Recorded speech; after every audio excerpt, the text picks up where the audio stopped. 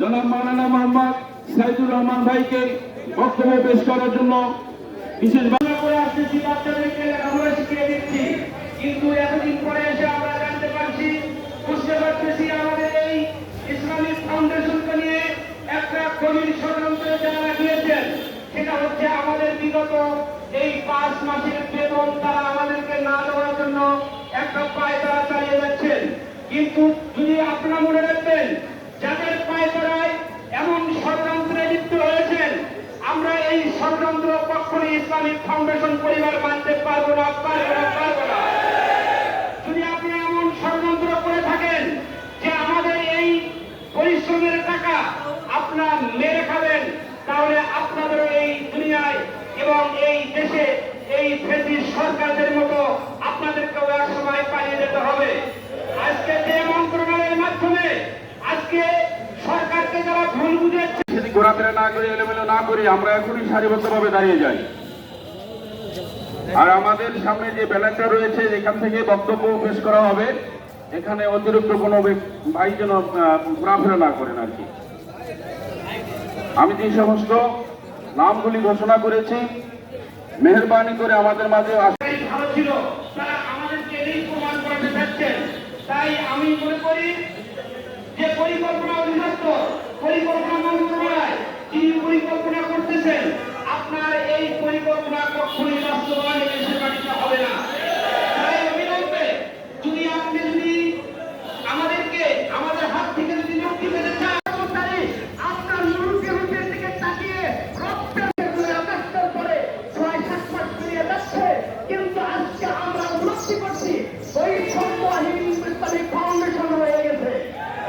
এজন্য বৈষম্যহীন ইসলামিক ফাউন্ডেশনকে বিতাড়িত করার জন্য, বৈষম্য মুক্ত রাখার জন্য আমরা 5 মাস যাবত বেতন পাই না, বেতন আদায় করে তার মুক্ত সময় আমরা বৈষম্য মুক্ত ইসলামিক ফাউন্ডেশন গঠন করতে চাই।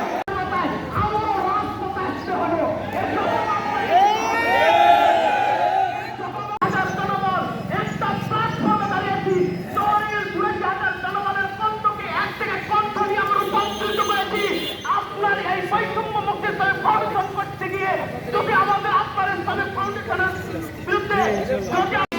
আমরা এই সময়টা সেখানে গিয়ে আমরা অন্য কোনো কর্মে আমরা লিপ্ত হতে পারিনি।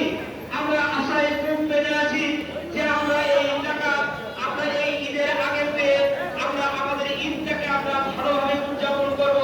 কিন্তু আমাদেরকে মনের যে একটা জ্বালা সৃষ্টি করে দিয়েছিল ডিসি মহোদয়, আপনার এই চত্বরে আজকে আমরা দ্বিতীয়বারের মতো দাঁড়িয়েছি। এরপরে যেন আমাদেরকে আর দাঁড়াতে না হয়।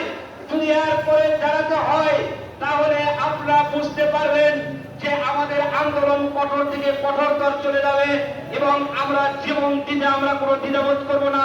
তাই অবিলম্বে আমাদের 5 দফা দাবির প্রধান দাবি হচ্ছে আমাদের ঈদের আগে আমাদের বকেয়া বেতন পরিশোধ করে আপনারা ঋণ থেকে মুক্ত হবেন। এই আশাবাদ ব্যক্ত করে আমার বক্তব্য শেষ করছি। আসসালামু আলাইকুম ওয়া রাহমাতুল্লাহ। কথা বলার চেষ্টা করছি।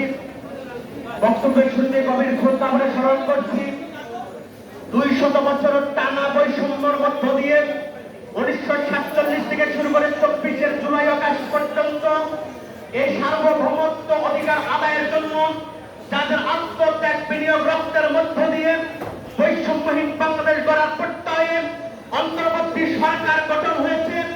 এই বৈষম্যহীন বাংলাদেশ গড়ার যারা জীবন দিয়েছেন, রক্ত দিয়েছেন, শ্রম দিয়েছেন, যাদের মধ্যে আহত হয়েছে, নিহত হয়েছে, প্রত্যেকের প্রতি আমাদের কৃতজ্ঞতা প্রকাশ করছি। সম্মানিত উপস্থিতি, আমরা এখানে যারা উপস্থিত হয়েছে গাইবান্ধা জেলার 7টি উপজেলার সকল শিক্ষক শিক্ষিকা, আমাদের প্রাণের দাবি আমরা বৈষম্য